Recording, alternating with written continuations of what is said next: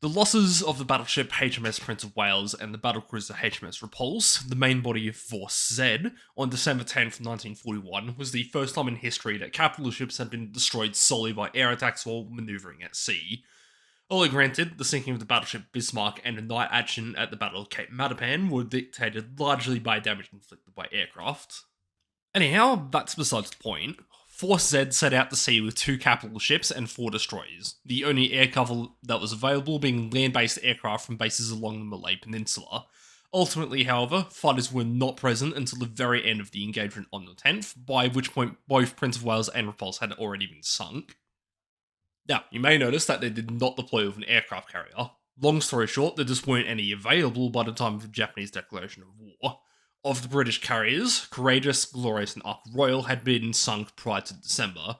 Eagle, Furious, Illustrious, Formidable, and Indomitable were either in the midst of refits or undergoing repairs.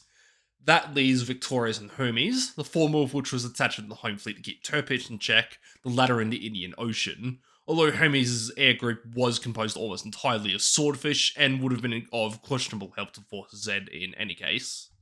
But let's say that fate shifts with a fish swimming left instead of right somewhere. What if a carrier had been available? Now, war planning did give leeway to the idea of sending carriers to the Eastern Fleet in event of conflict with Japan. One such early idea was to send Force H to Singapore. Amongst other vessels, this would have included the carrier Ark Royal.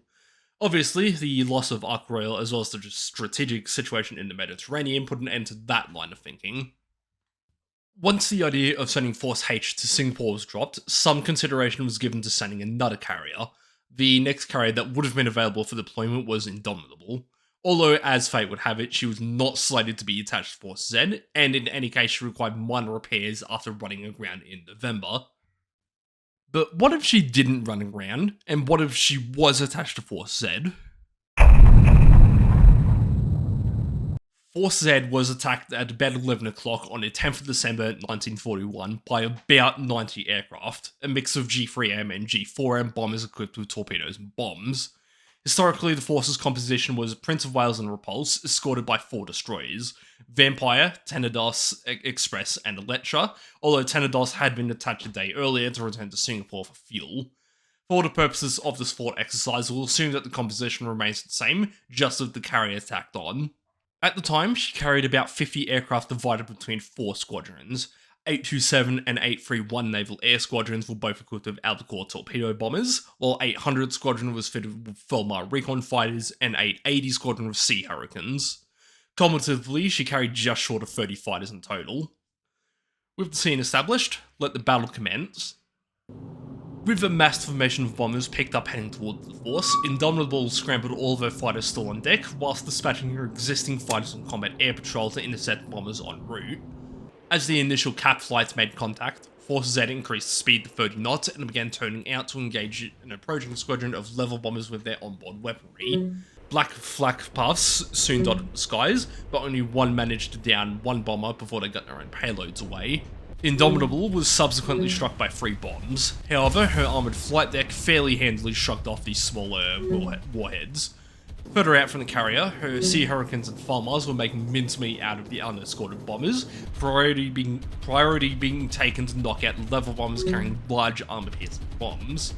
But with only a handful of fighters taking the torpedo-carrying bombers, Force Z took evasive action even while the level bombers were being torn apart. Miraculously, both Indomitable and Prince of Wales, the 2 most heavily targeted ships, evaded a baker's dozen worth of torpedoes. On top of that, the carrier dodged and weaved through a rainfall's worth of bombs without incurring any hits. Almost as quickly as they had begun, Force Z had weathered the storm, suffering only superficial damage to Indomitable that didn't impair the carrier's ability to fight or navigate. The fight wasn't totally without loss. 7 of the carrier's Sea Hurricanes had been shot down, but for their sacrifices, 75 out of almost 100 bombers had been destroyed without their objectives of sinking or disabling the British capital ships being achieved.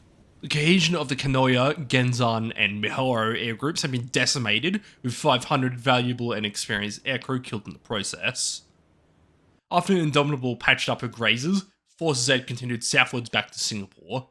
They had survived a massed air attack, but Japanese forces had successfully landed on the Malay Peninsula, and landings were being conducted elsewhere in the East Indies. The war was just beginning.